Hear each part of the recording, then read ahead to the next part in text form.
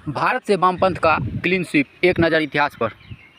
ऐतिहासिक अंत। 1977 के बाद पहली बार भारत के किसी भी राज्य में कम्युनिस्ट सरकार नहीं बची है। केरल में हार के साथ एक महत्वपूर्ण राजनीतिक युग का अंत हो गया। केरल, त्रिपुरा और पश्चिम बंगाल जैसे राज्यों में कभी कम्युनिस्ट सरकारों का मजबूत प्रभाव रहा, लेकिन हाल के वर्षों में इन सभी राज्यों में इस विचारधारा की पकड़ लगातार कमजोर पड़ती गई है।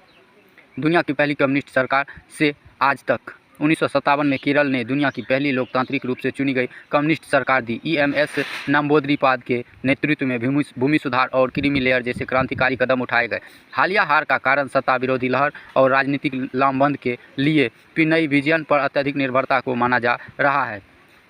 34 साल का राज फिर बदलाव। बंगाल में लेफ्ट की कहानी। बंगाल में साम्यवाद का एक लंबा इतिहास रहा, जिसकी शुरुआत MN रॉय के दौर से मानी जाती है, जिन्होंने 1925 में भारतीय कम्युनिस्ट पार्टी की स्थापना की। पश्चिम बंगाल में ज्योति बसु और बुद्धदेव भट्टाचार्य के नेतृत्व में 1977 से 2011 तक भारतीय इतिहास में किसी कम्युनिस्ट पार्टी का सबसे लंबा अटूट शासन रहा है। हालांकि जबरन भूमि अधिग्रहण और औद्योगिक नीतियों ने उनके पारंपरिक जनाधार को कमजोर कर दिया। अंततः 3 दशकों से अधिक समय तक शासन करने के बाद वामपंथी दलों को 2011 में ममता बनर्जी के नेतृत्व वाली अखिल भारतीय तृणमूल कांग्रेस से सत्ता गंवानी पड़ी।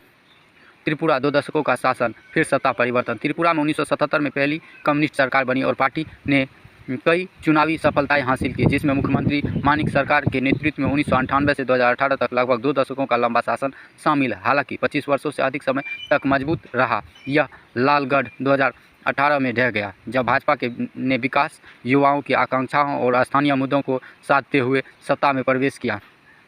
भारत में मार्क्सवाद के प्रसार के संबंध में निम्नलिखित कथनों पर विचार कीजिए। भारतीय कम्युनिस्ट पार्टी का गठन 1920 में मॉस्को में BN राव ने किया। SA डांगे, मुजफ्फर अहमद, शौकत उस्मानी और नलिनी गुप्ता भारत में कम्युनिस्ट गतिविधियों से जुड़े नेता थे। उपरोक्त कथनों में से कौन से कथन सही है? विकल्प का सही चयन करके उत्तर दें।